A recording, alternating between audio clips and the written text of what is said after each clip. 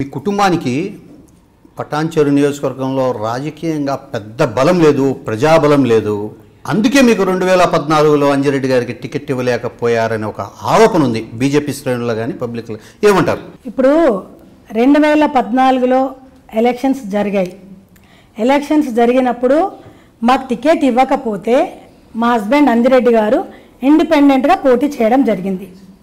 ఒకవేళ మీరు అన్నట్టు నిజంగానే ప్రజా ఆదరణ లేకపోతే ఈరోజు పటాన్చెరు కాన్స్టిట్యున్సీలో ఇండిపెండెంట్గా పోటీ చేసినప్పుడు అప్పుడు 2014లో ఉన్నటువంటి తెలంగాణ రాష్ట్రం కొత్తగా ఏర్పడింది.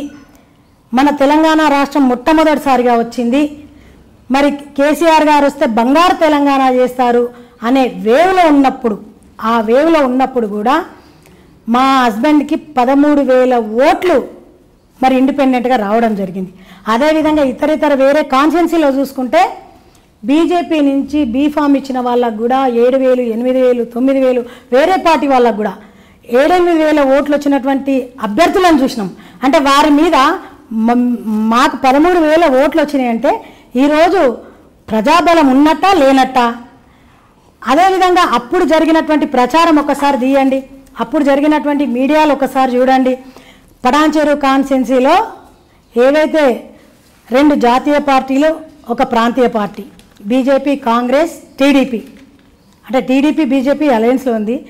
ఈ అన్ని క్యాండిడేట్లలో కూడా మరి వారికి ధీటుగా పోటీగా పటాన్చెరు కాన్స్టిట్యున్సీలో 4 స్తంభాల ఆట జరుగుతుంది అని మీడియాలలో రావడం జరిగింది.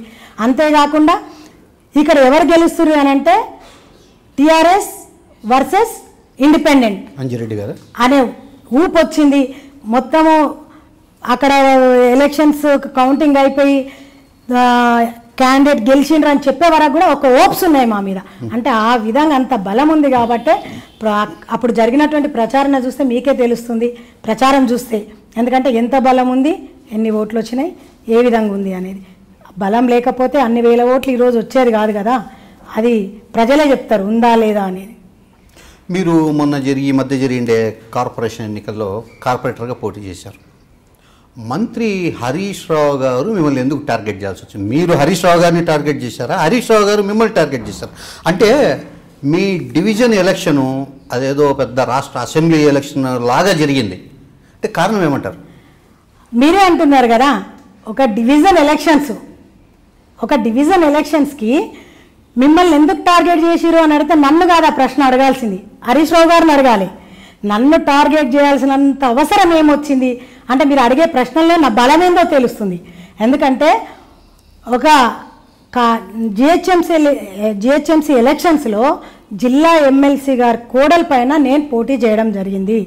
అక్కడ ఎంత బలంగా ఉన్నామనేది అక్కడ ఉన్నటువంటి టీఆర్ఎస్ పార్టీ వాళ్ళు గ్రహించారు. కాబట్టి మరి ఉన్నటువంటి విఐపీలందరూ కూడా, ఒక హరీష్ రావు గారే కాదు 9 మంది విఐపీస్ ఒకడు వచ్చి కూర్చొని, అంటే ఇక్కడ పోటీ ఎవరికి జరిగింది అని అంటే హరీష్ రావు గారికి, గోదావరి అంజిరెడ్డి గారికి అనే తీరుగా ప్రచారం చేయడం, ఎన్నో భయాందోళనలకు గురి చేయడం, అంటే అధికారం మా చేతిలో ఉందని చెప్పడం, ఇన్ని విధాలుగా చేస్తే కూడా ఈరోజు ఎన్ని ఓట్లతో గెలిచిరండి వాళ్ళు? 150 ఓట్లతోటి గెలవడం జరిగింది.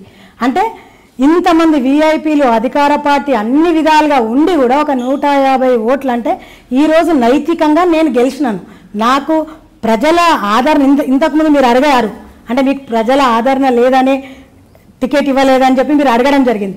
అంటే ఈ ఒక్క ఉదాహరణే చాలు, నాకు ప్రజల ఆదరణ ఉందా, ప్రజల బలం ఉందా లేదా, మరి నన్ను టార్గెట్ హరీష్ రావు గారు ఎందుకు చేసిరు అంటే నా బలం ఏందో అక్కడనే మీరు తెలుసుకోవాలి. ఆ ప్రశ్న మీరు హరీష్ రావు గారిని అడగండి, సమాధానం చెప్తారు.